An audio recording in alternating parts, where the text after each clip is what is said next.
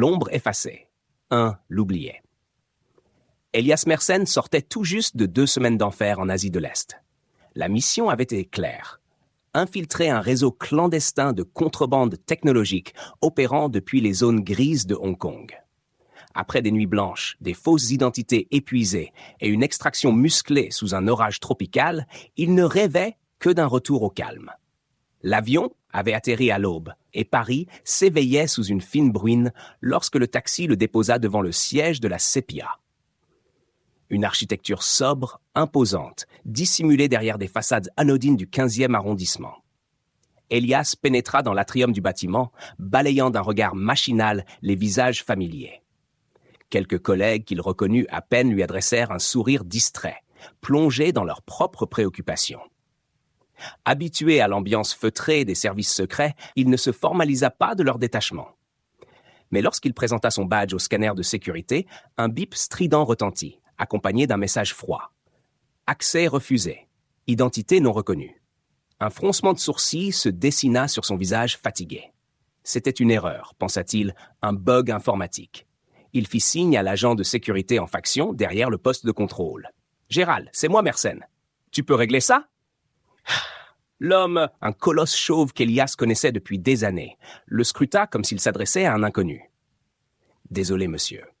Vous devez être confondu avec quelqu'un d'autre. Votre visage n'est pas enregistré dans notre base. » « Arrête de plaisanter, Gérald. Vérifie manuellement, tu veux ? Mon matricule, c'est 415 B27. » Le colosse haussa les épaules et consulta rapidement son terminal. Mais après quelques secondes, il secoua la tête, l'air gêné. « Il n'y a aucune trace d'un tel matricule dans nos fichiers.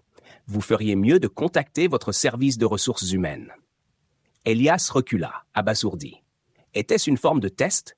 Une procédure d'évaluation surprise ? Il chercha un visage amical parmi les passants, mais personne ne semblait réagir à sa présence. Même Hugo Martin, son coéquipier sur plusieurs missions, passa près de lui sans un signe de reconnaissance. Pris d'un doute glacial, il composa sur son téléphone le numéro direct de son supérieur, le colonel Brisset. La voix mécanique du répondeur lui renvoya un écho encore plus angoissant. Ce numéro n'est plus attribué. Déterminé à comprendre ce qui se passait, Elias contourna le poste de sécurité et s'enfonça dans les couloirs secondaires. Les années passées à arpenter ce labyrinthe lui avaient appris à éviter les caméras et les patrouilles. Mais il n'avait pas prévu l'étape suivante. À chaque porte qu'il tentait d'ouvrir, son empreinte digitale échouait à déverrouiller les systèmes. Même les accès les plus basiques comme les salles de repos lui étaient interdits. Il sentit la panique monter en lui. Quelque chose d'anormal, de profondément dérangeant, se tramait. Après une heure d'efforts infructueux, il fit une pause dans une ruelle adjacente, le dos contre un mur suintant d'humidité. Il alluma son téléphone pour consulter ses comptes bancaires. Mais là encore, une nouvelle catastrophe l'attendait. Toutes ses économies, soigneusement épargnées pendant des années, avaient disparu. Le message sur l'écran était sec et sans appel. Compte clôturé. Il n'existait plus, ni dans l'agence, ni dans le monde extérieur. Elias Mersenne, l'espion qui avait risqué sa vie des dizaines de fois pour son pays, avait été effacé comme une ligne de code obsolète. Un rire amer s'échappa de ses lèvres. Était-ce un piège de l'ennemi? Une punition pour avoir dépassé une ligne invisible? L'adrénaline remonta en lui comme un poison. Peu importe ce que cela signifiait, il devait agir. Le soir même, il tenta une approche plus directe, infiltrer le bâtiment de Sepia par une issue de secours rarement surveillée. Le souvenir des codes d'accès lui permit de franchir une première porte, mais des alarmes silencieuses se déclenchèrent presque aussitôt. Il sentit des regards s'animer sur lui. Un groupe d'agents surgit des ombres, armes au poing. Elias reconnut Léonard, un jeune analyste qu'il avait formé quelques années plus tôt. Mais ce dernier lui hurla de lever les mains comme s'il n'était qu'un intrus. Elias tenta une dernière fois de négocier, la voix pleine de colère. « Léonard! C'est moi, bordel! Tu sais qui je suis !» Le jeune homme resta de marbre. « Vous êtes en état d'arrestation pour intrusion sur une propriété classée confidentielle. Coopérez ou nous utiliserons la force. » Alors qu'il s'approchait, Elias fit un choix instinctif. En quelques mouvements précis, il désarma le premier agent et assomma le second avec une précision chirurgicale. Léonard tenta de répliquer, mais Elias, bien plus expérimenté, le neutralisa sans le blesser. Il savait qu'il ne pourrait pas fuir longtemps. Les alarmes avaient certainement déjà alerté les services supérieurs. Pourtant, il ne pouvait ignorer une vérité qui le brûlait de l'intérieur. Quelqu'un, quelque part, avait le pouvoir de l'effacer. Et il était temps de découvrir qui. Tandis qu'il s'enfonçait dans la nuit, les rues de Paris semblaient tout à coup bien plus hostiles. La toile invisible. Elias Mersenne errait depuis plusieurs jours dans les méandres d'un Paris qui semblait étrangement méconnaissable. Les rues qu'il arpentait, autrefois familières, avaient pris une teinte d'hostilité. Chaque caméra de surveillance était une menace potentielle, chaque passant un observateur silencieux. Dans cet anonymat oppressant, il vivait comme un fugitif. Il changeait fréquemment d'apparence. Un manteau long, une casquette tirée bas, des lunettes de soleil empruntées à une boutique laissée sans vigilance.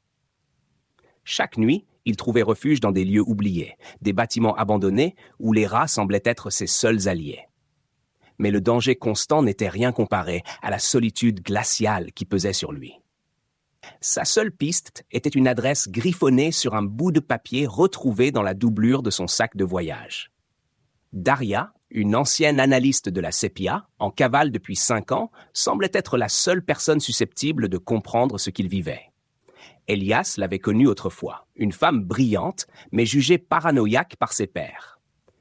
Elle avait quitté l'agence en dénonçant des pratiques occultes qu'elle n'avait jamais pu prouver.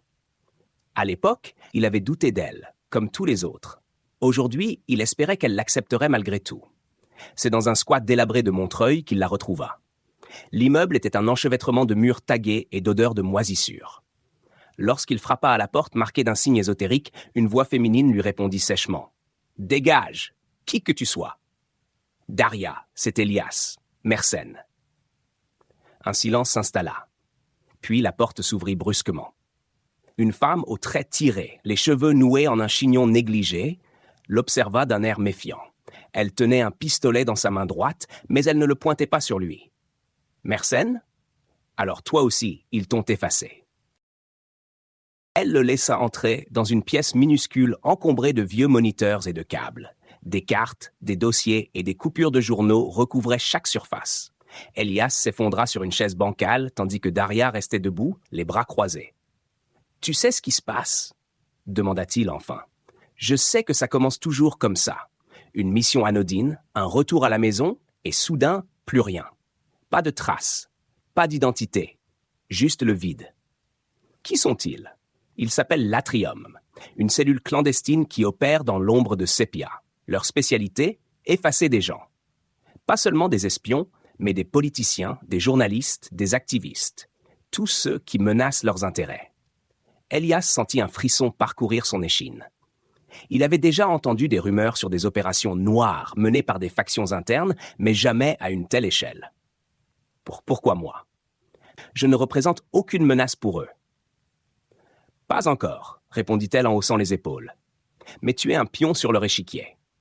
Peut-être as-tu vu ou appris quelque chose que tu n'aurais pas dû. Daria lui expliqua que l'Atrium fonctionnait comme une organisation parasite à l'intérieur des structures officielles.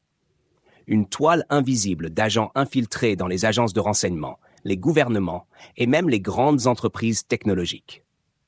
Leur pouvoir ne venait pas seulement de leur capacité à effacer des individus, mais aussi de leur contrôle sur l'information elle-même. Elle sortit une vieille clé USB et la lui tendit. « J'ai conservé quelques fragments de données avant de disparaître. Ce ne sont que des miettes, mais elles pointent vers un centre d'opération à Anvers. Si tu veux des réponses, c'est là-bas que tu dois aller. » « Et toi ? Tu ne viens pas ?» Elle eut un rire amer. « J'ai déjà tout perdu, Elias. Si je m'approche encore de cette toile, ils finiront par me détruire. Mais toi, tu as encore une chance. » Elias n'avait pas le choix. Il passa la nuit à étudier les maigres informations de Daria, tout en préparant un plan pour infiltrer cette base d'opération. Le lendemain, il quitta Paris à l'aube, un sac à dos léger sur l'épaule, emportant avec lui une détermination féroce. Mais il savait qu'il n'était plus un espion. Il n'était plus rien, un homme réduit à une ombre. Pourtant, il comptait bien utiliser cette invisibilité contre ceux qui l'avaient condamné au néant. Le train pour la Belgique roulait sous un ciel lourd et menaçant.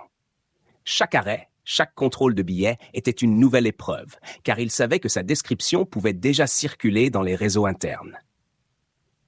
Il arriva à Anvers à la tombée de la nuit. Les docks de la ville, déserts et silencieux, étaient l'endroit idéal pour une opération clandestine. Mais en arpentant les ruelles sombres, il sentit un regard pesant sur lui. Il se retourna brusquement, le cœur battant. Une silhouette se détacha de l'ombre. C'était un homme en costume sombre, discret, mais dont les mouvements trahissaient une formation militaire. Elias sut instantanément qu'il avait été repéré. Le jeu venait de commencer. Le fantôme du passé. Anvers était une ville dont Elias aurait pu apprécier le charme en d'autres circonstances. Mais les docks industriels où il avait choisi de s'infiltrer ce soir-là respiraient l'abandon et le danger. Le vent glacial de la mer du Nord hurlait entre les entrepôts délabrés, et l'odeur de métal rouillé et d'eau stagnante semblait imprégner chaque pierre. Elias avançait à pas feutrés, le regard aux aguets, analysant chaque ombre, chaque recoin. Il savait qu'il jouait à un jeu dangereux. L'Atrium l'avait déjà repéré à Paris, et il doutait d'avoir semé leur traque. Pourtant, il n'avait pas le choix. Selon les fragments d'informations que Daria lui avait fournis, un des entrepôts dissimulait un centre de données clandestin où l'Atrium stockait des informations sensibles. Si ses calculs étaient justes, ce lieu renfermait des réponses sur la manière dont il avait été effacé, et peut-être sur le réseau tentaculaire qui contrôlait tout cela. Mais alors qu'il s'approchait du bâtiment ciblé, ses instincts d'espion l'avertirent d'un danger imminent. Un léger bruit de gravier déplacé le fit pivoter. À quelques dizaines de mètres, des silhouettes se dessinaient, subtilement éclairées par les lampadaires défaillants. Des hommes, en équipement tactique discret, avançaient en formation. Ils portaient des fusils automatiques équipés de silencieux, leurs mouvements précis et méthodiques. Elias se tapit derrière un conteneur métallique, respirant à peine. Ces hommes n'étaient pas de simples gardes, c'était une unité d'élite. L'Atrium avait anticipé sa venue. Elias consulta rapidement son téléphone modifié, analysant les flux de données détectés autour de lui. Une anomalie confirma ses soupçons. Des signaux cryptés émanaient de l'entrepôt, indiquant une surveillance active en temps réel. Il savait qu'il ne pouvait plus hésiter. Prenant une décision rapide, il activa un leurre électronique qu'il avait préparé à l'avance. L'appareil émettait des signaux thermiques et électromagnétiques pour simuler une présence humaine. Il le lança dans une direction opposée, créant une distraction, avant de se faufiler à travers une trappe entrouverte sur le flanc du bâtiment. À l'intérieur, l'obscurité régnait, seulement troublée par le clignotement intermittent des diodes des équipements informatiques. Un bourdonnement constant remplissait l'air, émanant des serveurs qui tournaient à pleine capacité. Elias avança discrètement jusqu'à une console principale. Il savait qu'il disposait de peu de temps avant que sa diversion ne soit découverte. Il inséra la clé USB que Daria lui avait donnée et accéda aux données. Les fichiers étaient fragmentés, mais un rapport codé attira son attention. Il détaillait des opérations de neutralisation menées par un groupe désigné comme l'Atrium. Des listes de noms défilèrent sur l'écran. Des politiciens, des agents, des journalistes et d'autres personnalités publiques. Chaque nom était accompagné d'un statut, neutralisé, effacé, en observation. Puis, son propre nom apparut. Elias Mersenne, statut effacé. Il sentit une vague d'indignation monter en lui. Cette découverte confirmait qu'il n'était pas victime d'un simple accident. Il avait été ciblé intentionnellement et pour des raisons qu'il ignorait encore. Alors qu'il tentait de creuser davantage dans les fichiers, une alerte sonore résonna dans le bâtiment. Sa présence avait été détectée. Elias retira rapidement la clé USB et chercha une issue, mais il était déjà encerclé. Des silhouettes entrèrent dans l'entrepôt, leurs lampes balayant l'obscurité. Il se dissimula derrière un amas de caisses, observant leurs mouvements. Ces individus étaient équipés avec une précision qui révélait une formation professionnelle. L'un d'eux, à voix haute et assurée, lança un avertissement. « Elias Mersenne, nous savons que vous êtes ici. Sortez immédiatement et vous ne serez pas blessé. » Les lumières se rapprochaient, réduisant son espace de manœuvre. Elias savait qu'il devait improviser pour trouver une issue, tout en évitant une confrontation directe. Elias ne répondit pas. Il savait que c'était un mensonge. S'il se rendait, il serait éliminé sur le champ. Utilisant son environnement à son avantage, il fit basculer une rangée de barils métalliques, créant un chaos temporaire. Profitant de la confusion, il parvint à atteindre la sortie sud. Dehors, la nuit était encore plus sombre, mais le froid mordant le ramena à la réalité. Il avait survécu à cette rencontre. Mais il savait que cela ne durerait pas s'il ne trouvait pas rapidement un refuge. Il s'éloigna des docks, laissant derrière lui l'entrepôt plongé dans l'agitation. Quelques heures plus tard, caché dans un hangar désaffecté, Elias inspecta la clé USB. Ce qu'il avait récupéré était précieux, mais insuffisant. Il lui fallait plus qu'une liste de noms. Il avait besoin de preuves tangibles, de données qui exposeraient l'Atrium aux yeux du monde. Une idée commença à germer dans son esprit. Il devait retrouver Kovacs, son ancien mentor, un homme réputé pour ses connexions avec les factions les plus obscures des services secrets. Kovacs représentait un risque. Il avait quitté la Sepia des années auparavant, emportant avec lui une réputation sulfureuse de manipulateur et d'opportuniste. Mais Elias savait que s'il y avait quelqu'un capable de l'aider à percer les secrets de l'Atrium, c'était bien lui. Avant de quitter Anvers, il envoya un message codé à une adresse qu'il n'avait pas utilisée depuis des années. La réponse, brève et énigmatique, arriva à l'aube. Berlin. Station abandonnée. Minuit. Elias resserra sa veste contre le froid et prit la direction de la gare. Le voyage n'était pas terminé. En réalité, il ne faisait que commencer. L'exposition. Le train filait vers Berlin sous un ciel plombé, les paysages gris défilant à une vitesse hypnotique. Elias était assis au fond d'un wagon à moitié vide, son visage dissimulé par une écharpe et une capuche. L'atmosphère pesante de sa situation, couplée au fracas monotone des roues sur les rails, pesait lourdement sur ses pensées. Il relisait mentalement le message crypté de Kovacs. Berlin. Station désaffectée. Minuit. Kovacs, figure énigmatique et controversée, était une légende dans les cercles de renseignement. Mais il était aussi un homme dont la loyauté avait toujours été sujette à caution. Elias savait qu'en cherchant son aide, il jouait une carte risquée. Mais dans un monde où tout semblait se retourner contre lui, il n'avait plus grand-chose à perdre. La nuit tombait, lorsqu'Elias atteignit les abords de la station abandonnée. Les lieux étaient empreints d'un calme inquiétant, les murs tachés de graffitis et l'air chargé d'une odeur de poussière et de métal rouillé. Ses pas résonnaient doucement sur le béton froid, alors qu'il avançait dans les profondeurs du site. La lumière vacillante d'une lampe portative trahissait la présence de Kovacs, qui attendait, assis sur une caisse de bois, une cigarette à moitié consumée coincée entre ses doigts. Elias, dit-il sans lever les yeux, toujours vivant, apparemment. « Pour combien de temps, ça reste à voir » répliqua Elias. Kovacs eut un rictus amusé et lui désigna une vieille chaise métallique. « Assieds-toi. Parlons de ce que tu cherches. » Elias alla droit au but, lui exposant l'ampleur de la situation. L'Atrium, l'effacement de son identité, les preuves partielles récupérées à Anvers. Kovacs écoutait en silence, son regard perçant analysant chaque mot. Lorsqu'Elias évoqua l'existence d'un serveur centralisé à Zurich, le visage de Kovacs s'assombrit légèrement. « Si c'est bien ce que je pense, tu t'attaques à une forteresse. Ce serveur est au cœur de leur pouvoir. Il contient tout. Les identités qu'ils ont volées, les opérations qu'ils ont menées, et même leurs failles, si elles existent. Mais y accéder, ce serait de la folie. »« Tu as une meilleure idée » rétorqua Elias.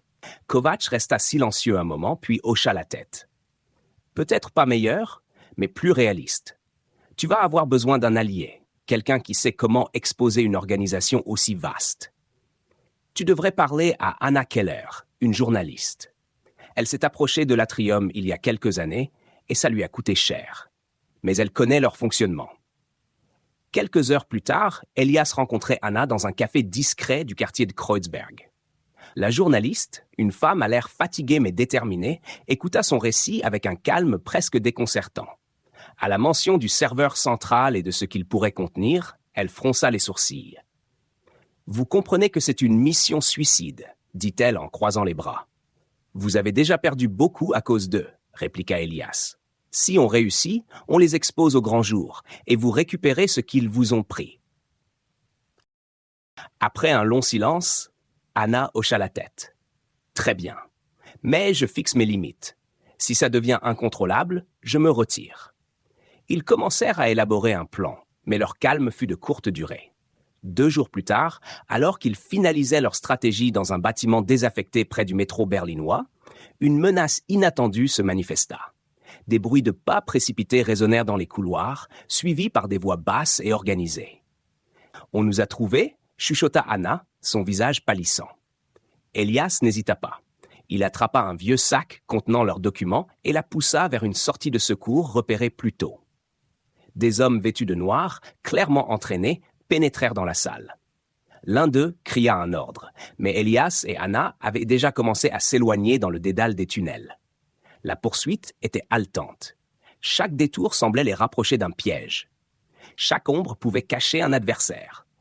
Elias, guidé par son instinct, les mena vers une galerie supérieure. Là, il utilisa son environnement pour ralentir leurs poursuivants, renversant des obstacles sur leur chemin.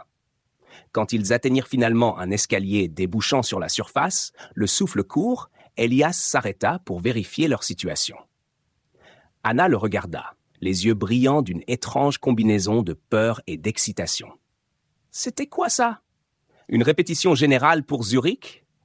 Elias esquissa un sourire fatigué. « Non, c'était un rappel qu'on n'aura pas de seconde chance. » Ils savaient que le temps jouait contre eux. L'Atrium était désormais pleinement conscient de leur présence. Mais loin de les dissuader, cette confrontation ne faisait qu'affermir leur résolution. Zurich serait leur ultime test. La Renaissance. Zurich se dressait devant eux, austère et immaculée sous un ciel d'acier.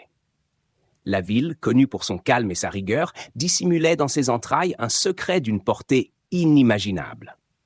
Le bâtiment que visait Elias, un gratte-ciel moderne appartenant à une société écran nommée Helvetia Solutions, semblait anodin aux yeux du public. Mais derrière sa façade de verre et d'acier se trouvait le serveur central de l'Atrium, le cœur névralgique de leur empire d'ombre. C'était là que résidaient les preuves, les noms et les secrets que l'organisation avait enterrés. C'était aussi là qu'Elias espérait retrouver son identité.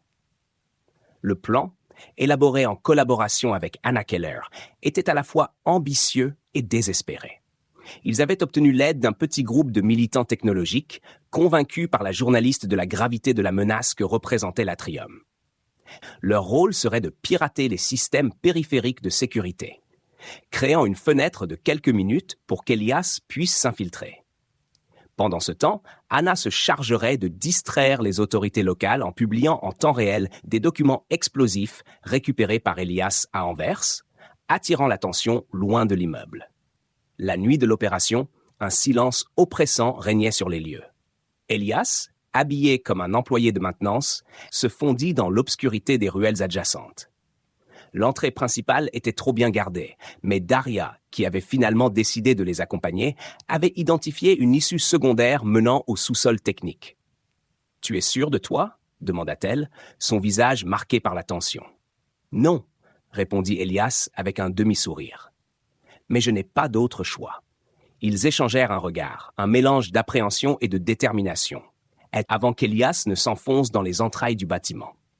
Les couloirs, éclairés par une lumière artificielle, exhalaient une odeur stérile de métal et de plastique. Chaque pas résonnait dans un écho inquiétant. Il atteignit rapidement le niveau des serveurs, un sanctuaire sécurisé par des portes blindées et des capteurs biométriques. Là, il activa le dispositif de piratage que Daria avait bricolé, espérant que cela suffirait pour déjouer les protections. Une alarme discrète s'alluma sur le panneau de contrôle, signe que les pare-feux tentaient de résister à l'attaque. Elias savait qu'il devait faire vite.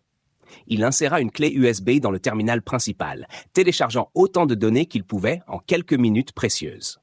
À travers les lignes de code qui défilaient, des noms familiers apparurent. Des espions, des dirigeants, des journalistes, tous victimes de l'Atrium. Puis, il tomba sur un dossier marqué d'un code rouge. Mersenne, Elias, statut, effacé. Son cœur s'arrêta un instant, Il ouvrit le fichier, découvrant des détails sur sa mise en cible. Une opération interne, approuvée par des figures qu'il avait autrefois respectées, visait à le neutraliser après qu'il ait accidentellement intercepté des données sensibles sur l'implication de l'Atrium dans une conspiration internationale. Elias serra les poings, une colère froide bouillonnant en lui. Mais son téléchargement fut interrompu par un bruit sourd derrière lui. Il pivota rapidement, son arme prête. Une silhouette émergea des ombres. Un homme au visage impassible, vêtu d'un costume sombre qui semblait incarner l'arrogance et l'autorité. « Mersenne », dit l'homme d'une voix calme. « Je dois admettre que tu es plus tenace que prévu. » Elias ne répondit pas, ses yeux fixant l'intrus avec une intensité calculée. « Écoute-moi », continua l'homme. « Nous pouvons encore régler cela. Rejoins-nous. Nous te rendrons ton identité, ton ancienne vie, et bien plus. » « Et en échange, je deviens quoi ? Une marionnette de plus dans votre réseau ?» cracha Elias. L'homme esquissa un sourire glacé. « Tu es intelligent, Mersenne. Tu sais que nous ne pouvons être arrêtés. Ce que nous faisons est nécessaire pour l'ordre mondial. » Elias secoua la tête, son mépris évident. « Ce que vous faites, c'est de l'esclavage déguisé en contrôle. » Un silence lourd tomba entre eux, interrompu seulement par le bourdonnement des serveurs. Puis, en une fraction de seconde, Elias agissait. Il lança une distraction avec un outil qu'il avait dissimulé, déclenchant une série d'explosions mineures dans les systèmes électriques environnants. La pièce fut plongée dans une semi-obscurité, les lumières vacillantes offrant un maigre avantage à Elias. Il se jeta sur le terminal, inséra une commande destructrice qu'il avait préparée et déclencha le transfert des données restantes à un serveur externe sécurisé. L'homme tenta de l'en empêcher, mais Elias, rapide et précis, le désarma et le neutralisa avec des mouvements maîtrisés. Le bâtiment entier commença à résonner de sirènes assourdissantes. Elias savait que sa présence avait été signalée. Il s'empara de la clé USB et s'élança vers la sortie, son cœur battant à tout rompre. Daria et Anna l'attendaient à l'extérieur, un véhicule volé prêt à démarrer. Les poursuivants de l'Atrium étaient déjà sur leurs talons, mais ils parvinrent à semer leurs adversaires en disparaissant dans les rues labyrinthiques de Zurich. Quelques jours plus tard, les révélations extraites du serveur faisaient les gros titres de la presse mondiale.